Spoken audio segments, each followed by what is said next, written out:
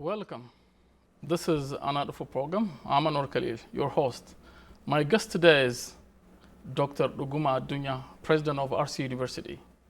He was also president of other universities, or university I rather say. And he is going to tell us about himself and his experiences. Stay tuned, don't go away please. Doc, welcome. Well, stay. How can you introduce yourselves? First of all, it's my pleasure to be here and to be with you. I'm currently president of Arsi University. Previously, I was in Jimma. I was dean of College of Agriculture. And then after my PhD, I became also president of Salale University. The founding I was president. the founder president of Salale University. Salale University in North Shore zone of Oromia State. Yeah. Where were you born? I was born in Arsi, in a village called Tijo. And you grew up there? I grew up in a village called Lemu, very close to Lemu, Tijo. all right. Very near, Very to near, some yeah. few kilometers. And what about your school? Elementary school, junior, senior, and so on and so forth? I started my elementary school in Lemu, Okay. and then I moved to Bokoji for my junior and high the school. home of athletes. The home of athletes. All right. Yeah. And what about university? Then I joined Haramain University, that's then University of Agriculture. Okay. I did my first degree at Haramain University. I mean, which field was that? I did my first degree in plant science. What about the second degree? And my second degree was in horticulture. The same in Haramaya? The same in Haramain, yeah. Okay. And then For your PhD? I did my PhD in the Netherlands, Wageningen University in research. Oh, what about job experience? I mean, after graduation and getting your first degree, where did you work? First, I joined Ethiopian Agriculture Research Institute. Institute, and then, I worked there for a few months. All right, yes, but a part of experience. Yeah, it was part of experience. And then I moved to Oromia Natural Resource Bureau. And then I was assigned to Shashamane, and I started my experience with natural resources and environmental protection in Shashamane. All right, Shashamane. And I worked there for 4 years. 4 years. 4 years. Now, became senior a little bit, Yeah, and then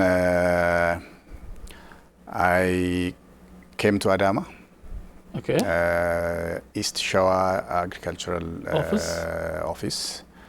And then I worked for 2 years, and then I went for my second degree. To Haramaya, and to Haramaya. Then I finished my second degree, and I joined. I just worked for 1 year in Adama, and then I joined another area. In fact, it was in agriculture, UNDP. Okay. And I worked there for 2 years in Addis.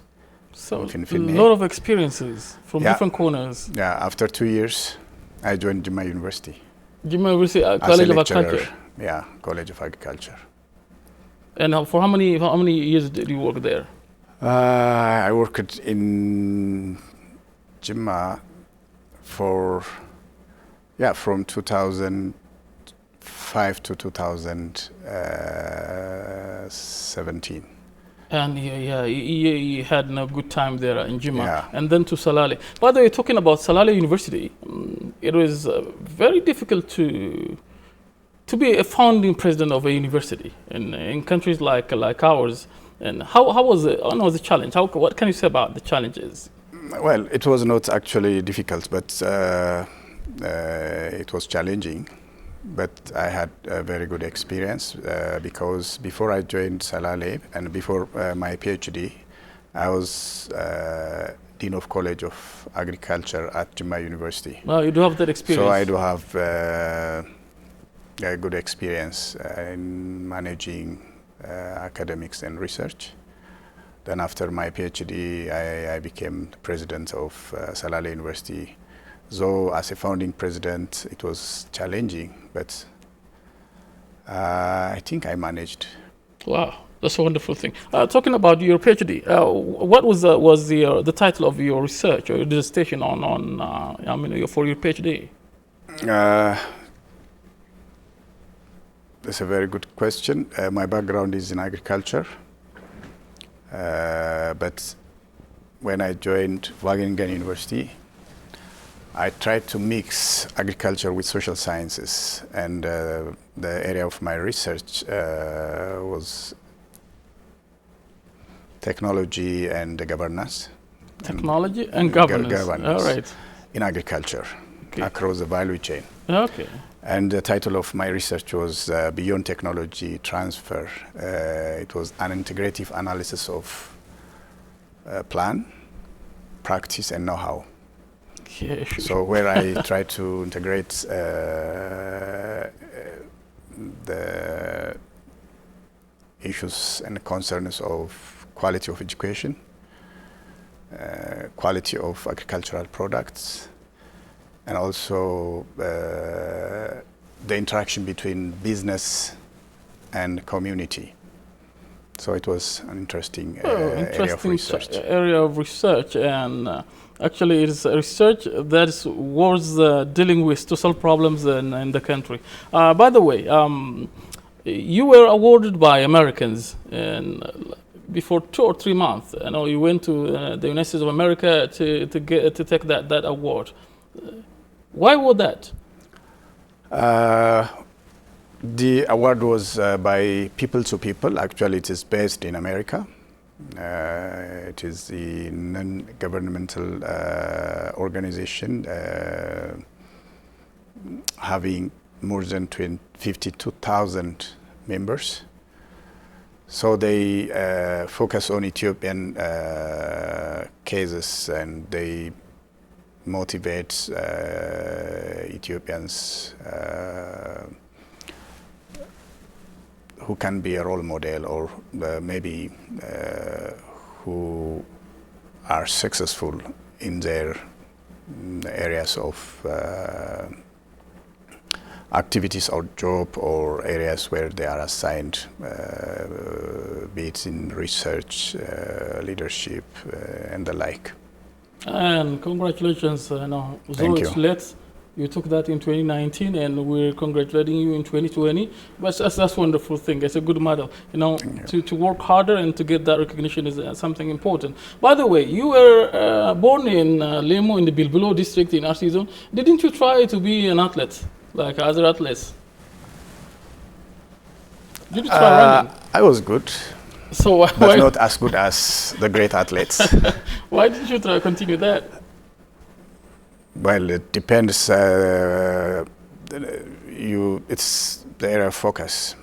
Probably if I tried, nobody knows. Yeah, you would have been, somebody wonderful. Somebody else. But I was so good at school. Still, you were wonderful because you are among our heroes. In other areas, of course, they're athletes. Arsi University is in the heart of athletics, in the heart of wheat growing and barley growing environment, the granary of Ethiopia. What kind of works are you working with farmers and researchers in the area of culture there in your area? This is a great question, and well, Arsi is potentially the source of wheat, barley, and other agricultural products. The area is well known for these products. Very fertile,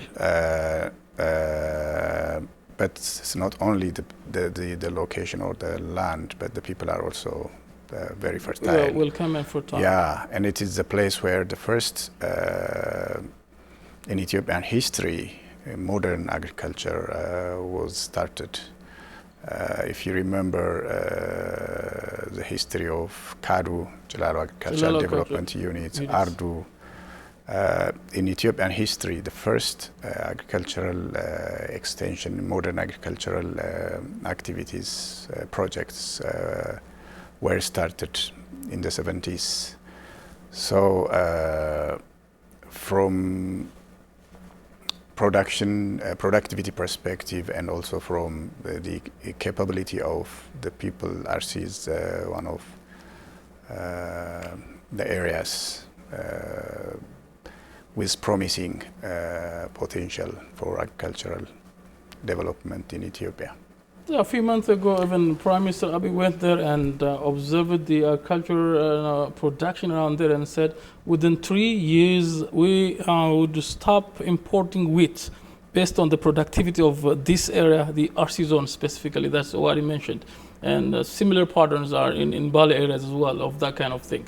And university is also working on supporting individuals engaged in innovations. Even last time your student, Gumesa Gobana, I think you were on that program, and you gave recognition to that. He innovated a lot of things. Are you still supporting that kind of thing? And why do you support at the same time? Yes, as I said, as a background, the area Arsi, where our university or my university is located, is a very potential area for agricultural development. As you mentioned earlier, if we exploit the potential of the area or make use of the potential and develop capacity of human resources to utilize the potential, and if you try to link this with markets, it's really doable to stop or to cover most of the export parts of wheat from abroad. It is really doable, and it's possible. It's an achievable plan, and it's possible. An achievable plan. But the issue is not only taking for granted the potential you have to have the knowledge. These days, you have to have the capacity to make use of your potential. The potential is already there. The people are capable. They are open to learn. And the location is, as compared to other parts of the country, very close to the capital city, very close to business. Only 175 kilometers from Finfinne. Definitely, yeah, that also matters.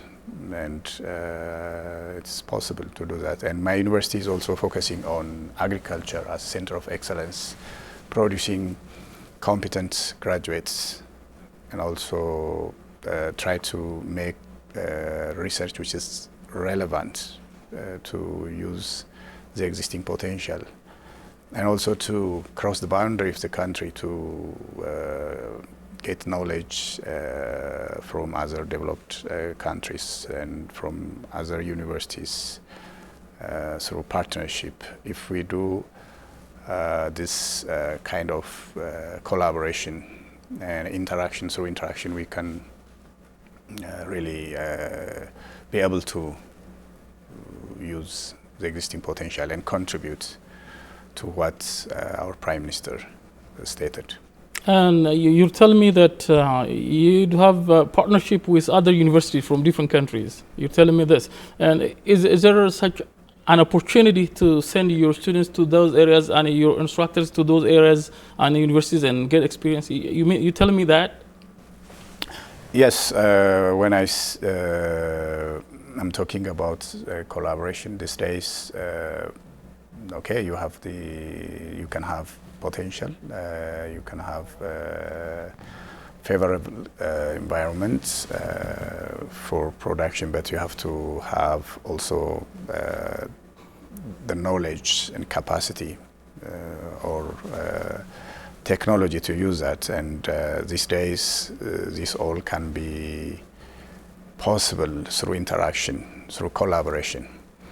And collaboration should not be limited to the country or the local governments or local areas. You have to cross the boundary and interact with other partners, stakeholders outside the country. And this is through partnership with other universities, with other research institutes and other organizations.